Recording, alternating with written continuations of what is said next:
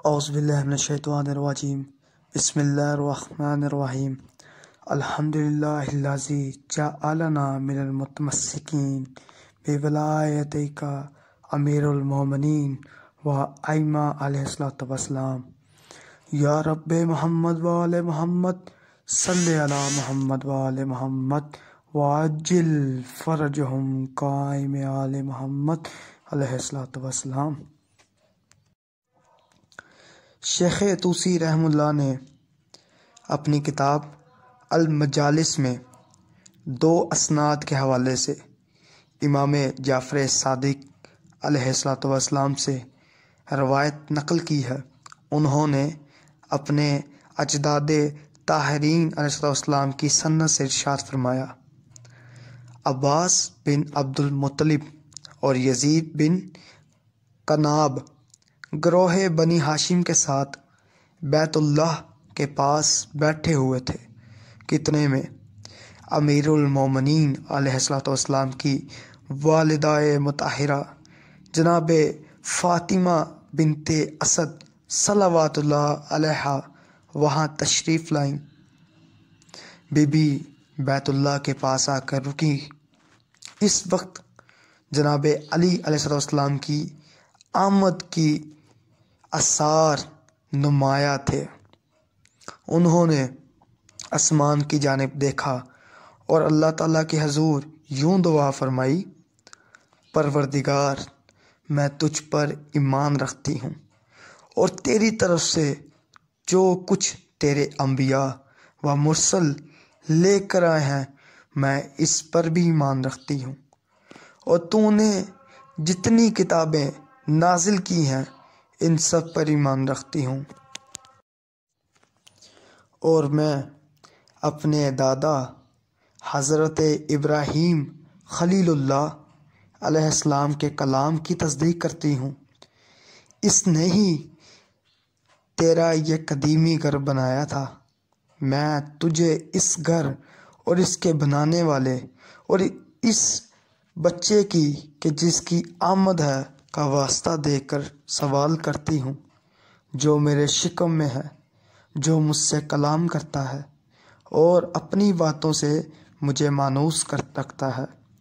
میں یقین رکھتی ہوں کہ وہ تیری آیات میں سے ایک آیت کبریٰ ہے اور تیری دلیل میں سے ایک دلیل۔ میری ولادت کے عمل کو میرے لیے آسان بنا۔ یہاں رک کر میں ایک بات عرض کرنا چاہوں گا کہ جو یہ بات ولادت کا لفظ استعمال ہو رہا ہے، اس کا ہرگز یہ مطلب نہیں کہ سرکار کی آئمہ علیہ السلام کی ولادت ویسے ہوتی ہے جس طرح کہ ایک عام شخص کی، کیونکہ جناب باقر العلوم علیہ السلام کا ارشاد گرامی ہے کہ خود کو ہم آل محمد پہ قیاس مت کرو، ہم دنیا میں بشری لباس میں آئے ہیں، اگر ہم اپنے اصلی لباس میں آ جائیں تو تم ہمارے نور کو برداشت نہ کر سکو۔ اور دوسرا اس میں بھی خود فرما رہی ہیں کہ یہ بچہ تیری آیات میں سے ایک آیت ہے۔ ہر بندہ جانتا ہے کہ آیت نازل ہوتی ہے نہ کہ پیدا۔ جس علی کے ہاتھ کی تلوار ذوالفقار نازل ہو، کیسے کوئی مان سکتا ہے، کیسے کوئی کم ظرف مان سکتا ہے کہ وہ پیدا ہوئے؟ اور اگر لفظ یوز ہوا ہے تو اس کا یہ مطلب نہیں کہ یہ حقیقت ہے۔ مومن اللہ بھی ہے، مومن علی کا ماننے والا بھی ہے۔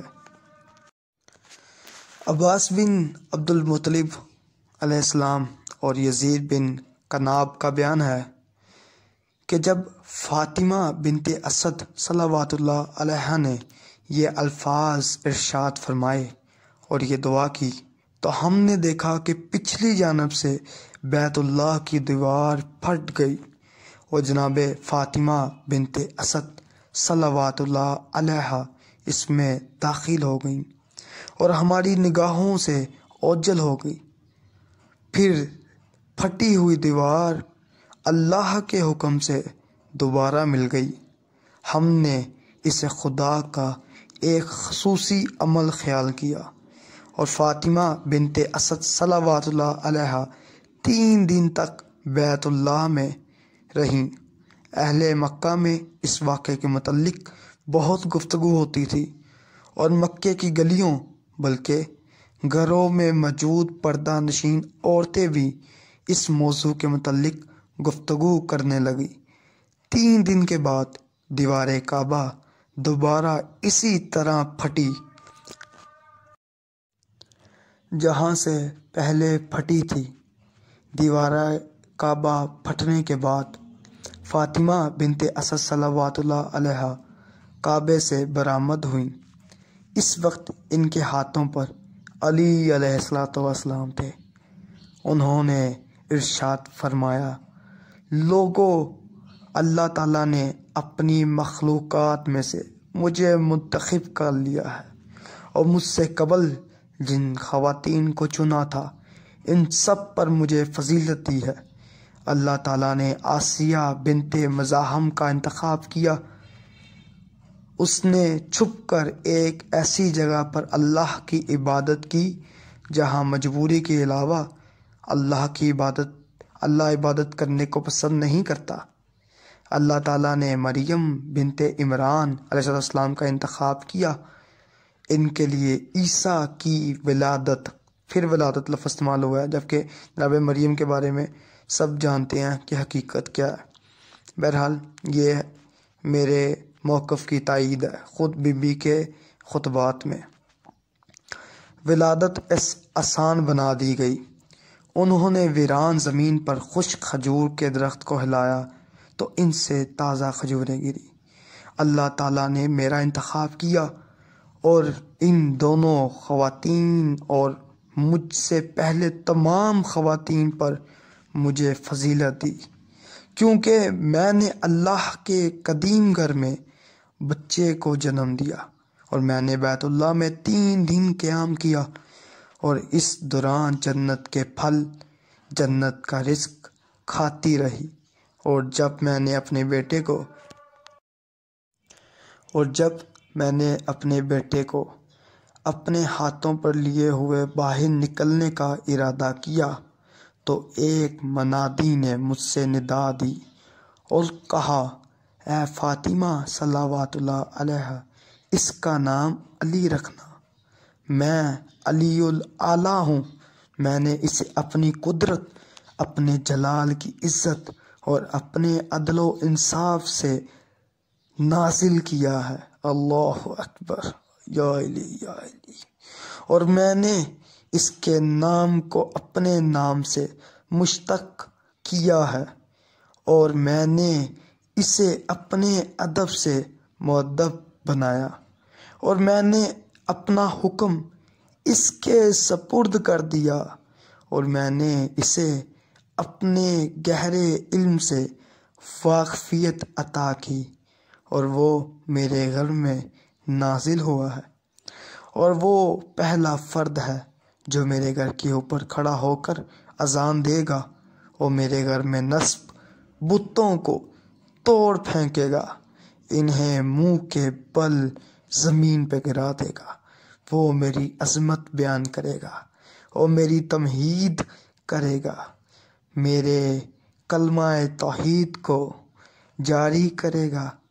وہ میرے حبیب اور میرے نبی اور میرے منتخب رسول محمد مصطفیٰ صلی اللہ علیہ وآلہ وسلم کے بعد امام ہوگا اور ان کا وصی ہوگا، اور ان کے لیے خوشخبری ہے جو اس سے محبت رکھے گا اور اس کی مدد کرے گا، اور اس کے لیے ہلاکت اور افسوس ہے جو اس کی نافرمانی کرے گا اور اس کی مدد نہ کرے گا اور اس کے حق کا انکار کرے گا۔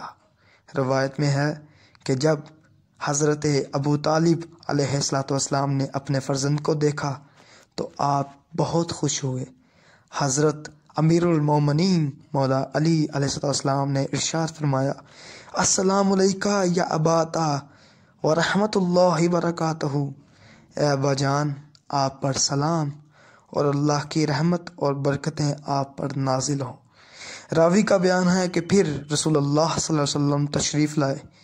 آپ جیسے ہی آئے تو حضرت نے ہل جل کر آپ کی تعظیم کی اور آپ کو دیکھ کر مسکرانے لگے اور کہا، السلام علیکہ یا رسول اللہ ورحمۃ اللہ وبرکاتہ۔ رسول خدا آپ پر سلام ہو اور اللہ کی رحمتیں اور برکتیں نازل ہوں۔ پھر حکم خدا سے آپ کھانسے اور آپ علیہ السلام نے سورہ مومنون کی آیات کی تلاوت کی اور فرمایا، اللہ کے نام کا سہارا لے کر جو کہ مہربان اور نہایت رحم کرنے والا ہے، یقیناً اہل ایمان نے نجات پائی جو اپنی نماز میں خشوع کرتے ہیں۔ یہ سن کر رسول خدا صلی اللہ علیہ وسلم نے ارشاد فرمایا، تیرے ذریعے سے نجات پائیں گے۔ حضرت نے سورہ مومنون کی 11 آیات تلاوت کی اور جب انہوں نے 10ویں اور 11ویں آیت پڑھی اور فرمایا، وہی لوگ وارث ہیں جو کہ جنت الفردوس کے وارث بنیں گے، وہ اس میں ہمیشہ رہیں گے۔ رسول خدا صلی اللہ علیہ وسلم نے ارشاد فرمایا، اللہ کی قسم تو ان کا امیر ہوگا، تو انہیں اپنے علوم کا رزق فراہم کرے گا، تو انہیں اپنے علوم کا رزق فراہم کرے گا۔ غور فرمائیے، اور وہ علم کے ہتھیاروں سے مسلح ہوں گے۔ خدا کی قسم تو ان کا رہبر ہوگا اور وہ تیرے ذریعے سے ہی ہدایت پائیں گے۔ اس کے بعد رسول خدا صلی اللہ علیہ وسلم نے جناب فاطمہ بنت اسد صلوات اللہ علیہا سے عرض کی کہ آپ اس کے چچا یعنی جناب حمزہ کے پاس تشریف لے جائیں اور انہیں اس کی خوشخبری دیں۔ بی بی نے فرمایا، اگر میں انہیں خوشخبری دینے جاؤں تو میرے بچے کو کون سیراب کرے گا؟ رسول خدا صلی اللہ علیہ وسلم نے ارشاد فرمایا، میں اسے سیراب کروں گا۔ فاطمہ بنت اسد صلوات اللہ علیہا نے ارشاد فرمایا، تو کیا آپ اسے سیراب کریں گے؟ رسول خدا صلی اللہ علیہ وسلم نے ارشاد فرمایا، جی ہاں۔ اس کے بعد ان حضرت صلی اللہ علیہ وسلم نے اپنی زبان علی کے منہ میں دے دی تو اس سے 12 چشمے جاری ہوئے۔ اس دن کو یوم الترویہ کا نام دیا گیا، یعنی سیراب ہونے کا دن۔ جب فاطمہ بنت اسد واپس تشریف لائیں تو انہوں نے ایک نور دیکھا جو علی علیہ السلام سے اٹھ کر آسمان تک جا رہا تھا۔ بی بی ارشاد فرماتی ہیں کہ میں نے اپنے بیٹے کے بدن کو مضبوط کر کے باندھا مگر بندھن ٹوٹ گیا۔ پھر میں نے اپنے بیٹے کو 2 کپڑوں سے باندھا مگر علی نے اسے بھی توڑ دیا۔ میں نے 3 کپڑوں سے اپنے فرزند کو باندھا مگر آپ نے وہ بھی توڑ دیے۔ پھر میں نے 4 کپڑوں سے اپنے بیٹے کو باندھا اور وہ 4 کپڑے مصر کے بنے ہوئے مضبوط کپڑے تھے مگر بیٹے نے وہ بھی توڑ دیے۔ اس کے بعد میں نے اسے دیباج کے 5 کپڑوں سے باندھا تو میرے بیٹے نے وہ بھی توڑ دیے۔ پھر میں نے دیباج کے 6 اور چمڑے کے ایک مضبوط کپڑے سے باندھا، میرے بیٹے نے انگلی ہلائی اور وہ سب کے سب حکم خداوندی سے پھٹ گئے۔ اس کے بعد میرے بیٹے نے ارشاد فرمایا، اماں جان آپ میرے ہاتھ مت باندھیں کیونکہ میں اپنی انگلی سے اپنے رب سے مناجات کرنے کا خواہش مند ہوں۔ شیر یزداں کا یہ فعل دیکھ کر جناب ابو طالب علیہ السلام نے ارشاد فرمایا، یقیناً اسے بڑی شان ملے گی اور یہ نامور بچہ ہوگا۔ پھر دوسرے دن رسول خدا صلی اللہ علیہ وسلم فاطمہ بنت اسد صلوات اللہ علیہ کے پاس تشریف لائے۔ جب علی علیہ السلام نے آپ کی زیارت کی تو انہوں نے ان حضرت علیہ السلام پر سلام کیا۔ آپ کو مسکرا کر دیکھنے لگے، اشارے سے کہنے لگے کہ آپ مجھے اپنی آغوش نبوت میں لے لیجئے اور مجھے وہی غذا دیں جو آپ نے کل مجھے دی تھی۔ رسول خدا صلی اللہ علیہ وسلم نے آپ کو اٹھایا تو آپ کی والدہ صلوات اللہ علیہ نے کہا، رب کعبہ کی قسم، اس نے انہیں پہچان لیا۔ حضرت فاطمہ بنت اسد صلوات اللہ علیہ کے اسی جملے کی وجہ سے اس دن کا نام یوم عرفہ رکھا گیا۔ حضرت ابو طالب علیہ السلام نے لوگوں میں منادی کرائی کہ آؤ اور میرے بیٹے علی کی آمد کی خوشی میں کھانا کھاؤ۔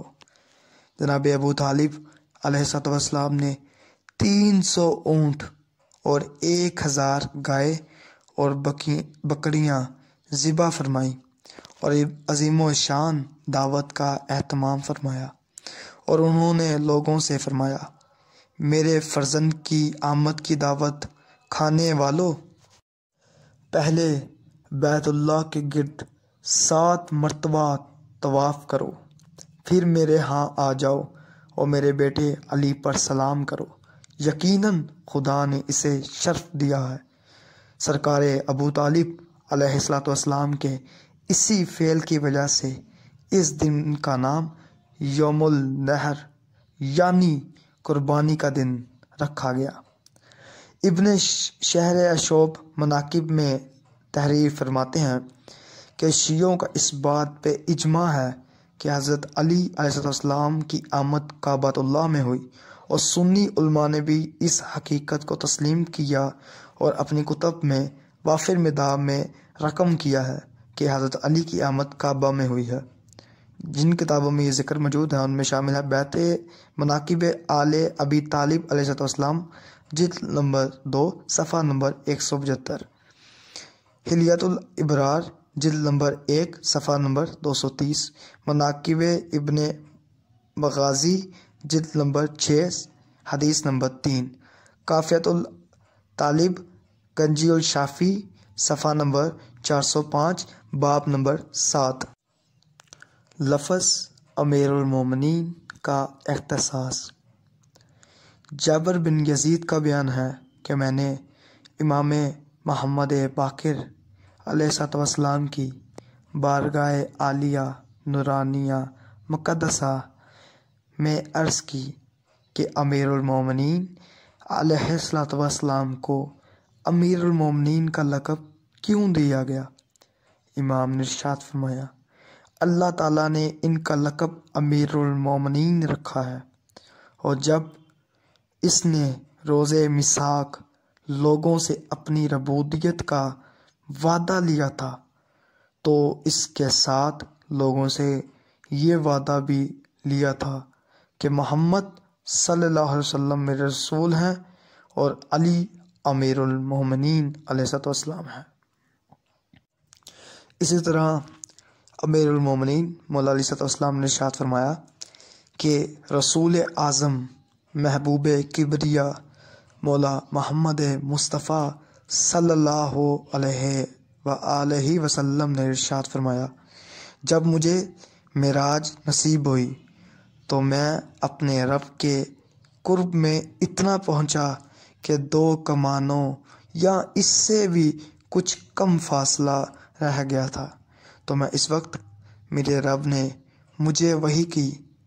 اس وحی میں اللہ نے فرمایا، محمد صلی اللہ علیہ وسلم علی ابن ابی طالب علیہ السلام امیر المومنین کو سلام کہنا۔ میں نے ان سے پہلے اور ان کے بعد کسی کا نام امیر المومنین نہیں رکھا۔